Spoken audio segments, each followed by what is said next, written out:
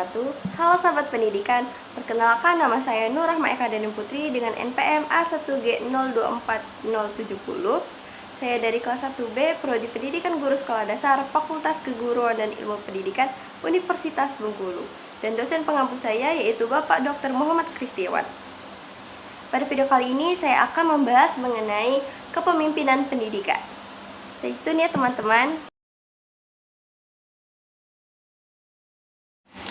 Oke teman-teman, kita akan membahas mengenai kepemimpinan pendidikan.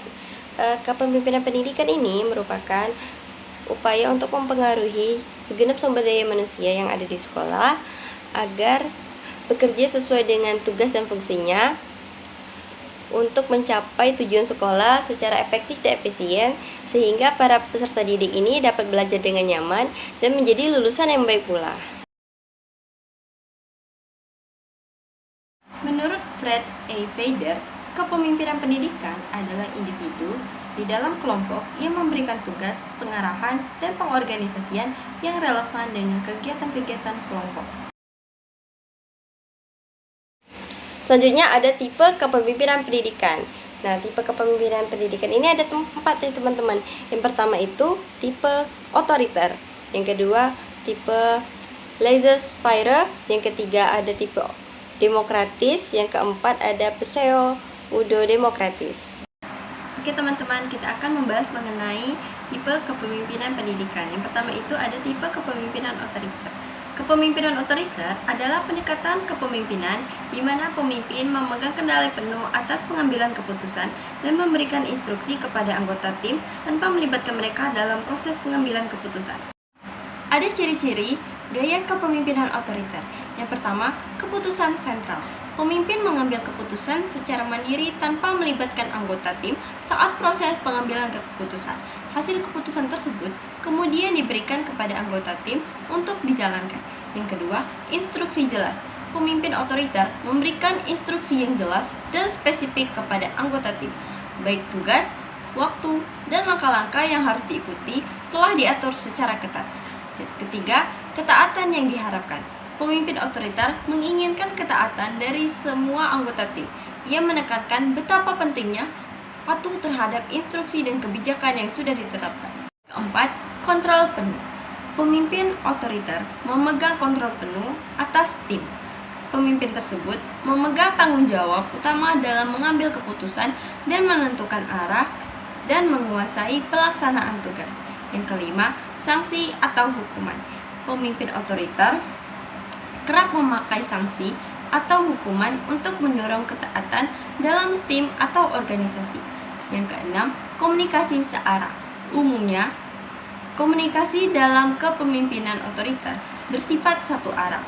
Pemimpin memberikan instruksi dan anggota tim diharapkan untuk menjalankannya tanpa banyak ruang untuk berdiskusi atau memberikan masukan.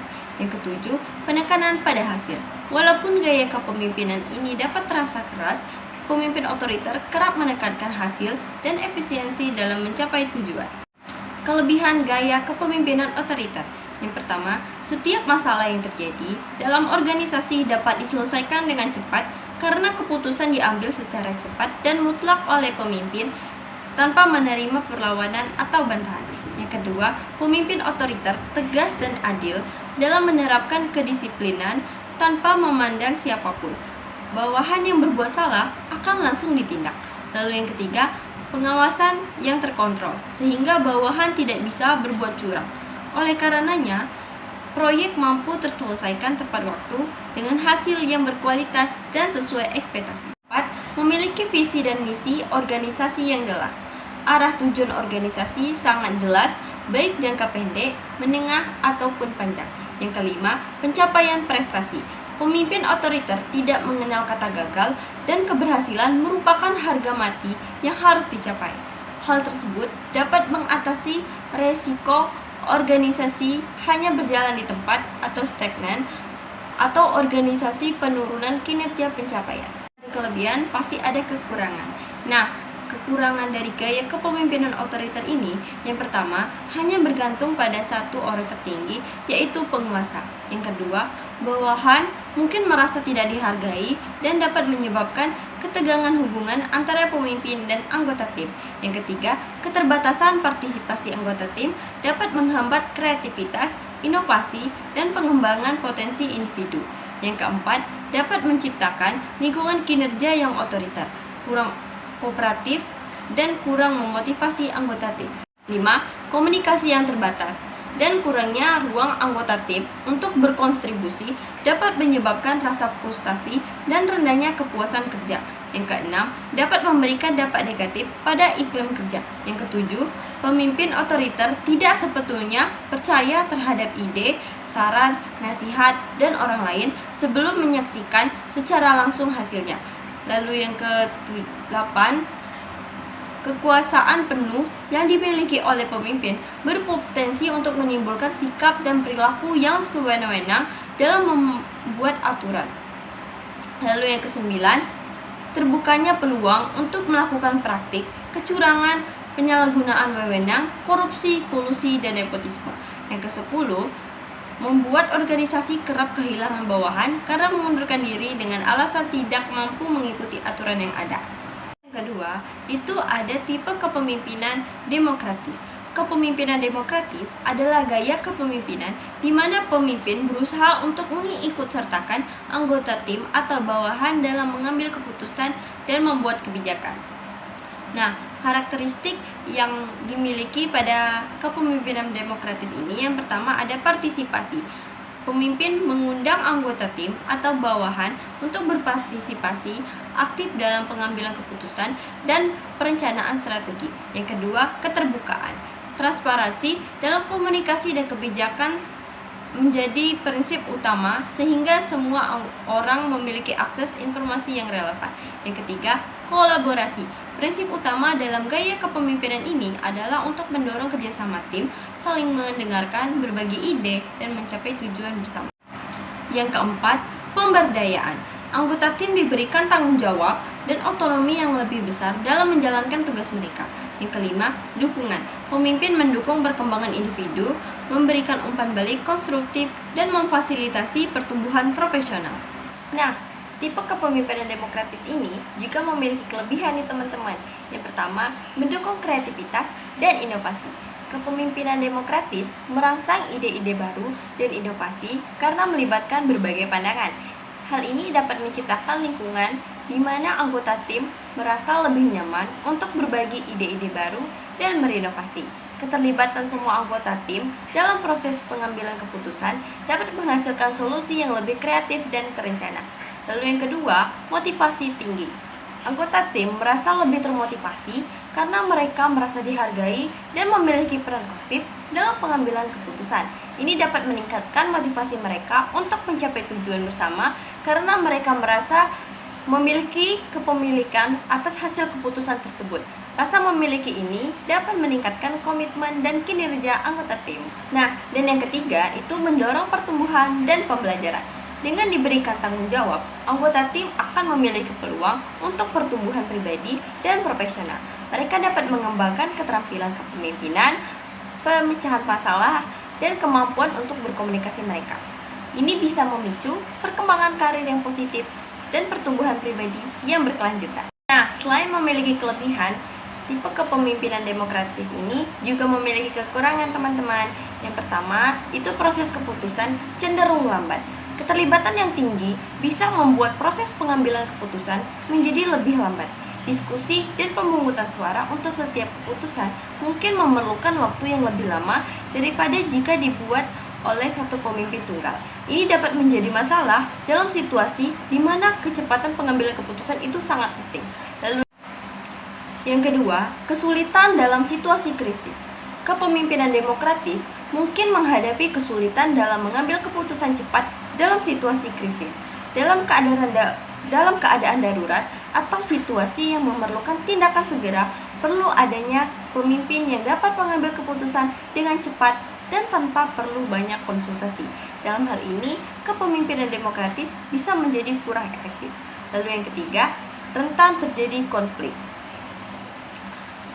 Nah, dalam konteks kepemimpinan demokratis, terdapat potensi terjadinya konflik antara anggota tim yang memiliki pandangan berbeda. Diskusi terbuka dan pemungutan suara bisa menyebabkan perselisihan yang mungkin sulit untuk diselesaikan. Pemimpin harus bisa memiliki kemampuan untuk mengelola konflik dengan bijak agar tidak merusak kerja tim. Lalu tipe yang ketiga itu adalah laissez-faire. Nah, laissez-faire ini merupakan tipe kepemimpinan yang memberikan kebebasan penuh kepada anggota tanpa memberikan banyak intervensi.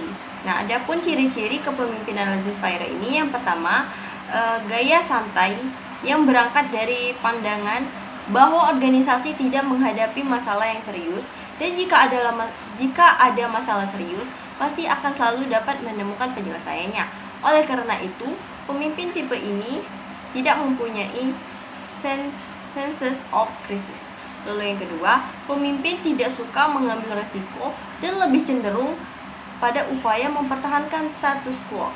Lalu yang ketiga, pemimpin gemar melimpahkan wewenang kepada bawahannya dan lebih menyukai situasi di mana bawahannya yang mengambil keputusan dan keberadaannya dalam organisasi lebih bersifat saling mendukung. 4. Enggan memberikan sanksi kepada bawahannya yang melakukan penyimpangan atau perilaku disfungsional. Sebaliknya, pemimpinnya gemar mengobrol pujian. Lalu yang kelima, memperlakukan bawahan sebagai rekan dan tidak menyukai hubungan yang bersifat hierarkis. Lalu yang keenam, serasi dalam interaksi organisasional dipandang sebagai hal yang harus dipertahankan. Kelebihan dari kepemimpinan laissez-faire ini, yang pertama, gaya kepemimpinan ini mendorong pertumbuhan pribadi karena para pemimpin tidak terlalu ikut campur dalam pendekatan mereka. Karyawan memiliki kesempatan untuk terlibat langsung. Gaya kepemimpinan ini menciptakan lingkungan yang memfasilitasi pertumbuhan dan perkembangan. Lalu yang kedua, mendorong inovasi. Kebebasan yang diberikan kepada karyawan dapat mendorong kreativitas dan inovasi. Lalu yang ketiga, hal ini memungkinkan keputusan yang lebih cepat. Karena tidak ada manajemen mikro, karyawan di bawah kepemimpinan laissez-faire memiliki otonomi untuk membuat keputusan mereka sendiri. Mereka dapat membuat keputusan cepat tanpa harus menunggu berminggu-minggu untuk proses persetujuan. Nah, namun tipe kepemimpinan laissez-faire ini juga memiliki kekurangan nih teman-teman. Nah, yang pertama itu kurangnya kejelasan peran. Dalam beberapa situasi, gaya laissez-faire ini menyebabkan peran tidak didefinisikan dengan baik dalam kelompok karena anggota tim menerima sedikit atau tidak ada arahan. Mereka mungkin tidak yakin tentang peran mereka dalam kelompok dan apa yang seharusnya mereka lakukan dengan waktu mereka. Lalu yang kedua, kurangnya keterlibatan dalam kelompok. Pemimpin tidak peduli, seringkali dianggap tidak terlibat dalam penarikan keputusan yang dapat menyebabkan kurangnya kekompakan dalam kelompok. Karena pemimpin tanpa tidak peduli dengan apa yang terjadi, pengikut terkadang menyadari hal ini dan kurang peduli terhadap proyek. Yang ketiga, akuntabilitas rendah. Beberapa pemimpin memanfaatkan gaya ini sebagai cara untuk menghindari tanggung jawab atas kegagalan kelompok. Ketika tujuan tidak tercapai, pemimpin dapat menyalahkan anggota tim karena tidak menyelesaikan tugas atau memenuhi harapan. Lalu yang keempat itu pasif. Dalam kondisi terburuknya, pemimpin yang tidak peduli, menunjukkan kepasifan atau bahkan menghindari total terhadap kepemimpinan sejati. Dalam kasus seperti ini, para pemimpin tidak melakukan apapun untuk mencoba berinovasi, memotivasi pengikut. Lalu tipe kepemimpinan yang terakhir yaitu ada pseudo-demokratis. Nah, itu merupakan kepemimpinan yang dilakukan oleh pemimpin dengan usaha memberikan kesan di dalam pemimpinannya seolah-olah dia demokratis. Akan tetapi, tidak demokratis, melainkan memiliki tujuan autokrasi dengan melakukan serta mendesak kemauannya sendiri dengan cara yang lebih halus. Keterampilan-keterampilan yang diperlukan kepemimpinan pendidikan. Yang pertama, keterampilan menjalin hubungan kerja dengan sesama manusia. Yang kedua, keterampilan memimpin. Yang ketiga, keterampilan menguasai kelompok. Yang keempat, keterampilan mengelola administrasi personalia. Dan yang terakhir, yang kelima, keterampilan memberikan penilaian. Dalam Peraturan Pemerintah Nomor 19 Tahun 2005 tentang Standar Nasional Pendidikan, Pasal 38 disebutkan kriteria menjadi kepala SMP, MTS, SMA, MA, SMK atau MK meliputi: yang pertama, berstatus sebagai guru SMP, MTS, SMA, MA, SMK, dan MAK.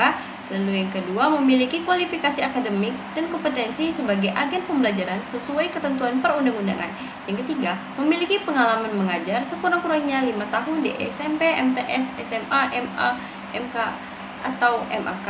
Yang keempat, memiliki kemampuan kepemimpinan dan kewirausahaan di bidang pendidikan. Nah, sekian penyampaian materi dari saya. Saya ucapkan terima kasih kepada teman-teman yang sudah menonton sampai akhir, dan saya meminta maaf apabila terdapat banyak kesalahan pengucapan kata. Kepada Tuhan saya mohon ampun. Saya akhiri, wassalamualaikum warahmatullahi wabarakatuh.